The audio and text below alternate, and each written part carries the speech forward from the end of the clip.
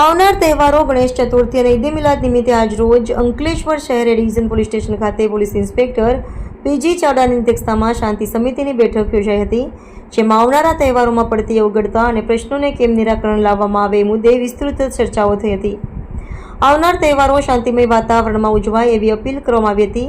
આ પ્રસંગે શાંતિ સમિતિના સભ્યો પૈકી ભાજપ શહેર પ્રમુખ ધર્મેન્દ્ર પુષ્કરણા, જિલ્લા યુવા કોંગ્રેસના મહામંત્રી વસીમ ફળવાલા, નગરપાલિકા સભ્યો ભાવેશ કાયસ્થ, સુરેશ પટેલ, ગણેશ મંડળના પ્રમુખ પ્રતિક કાયસ્થ, નજમુદ્દીન ભોલાભાઈ, કેયુર રાણા, ચિરાગ વસાવા, હરીશ પુષ્કરણા, ચંદ્રેશ પટેલ, અશફાક બાગવાલા, ઇમ્તિયાઝ ધોણિયા, સાદિક શેખ વગેરે ઉપસ્થિત રહ્યા હતા. રિપોર્ટર રવિ સૈયદ, અંકલેશ્વર.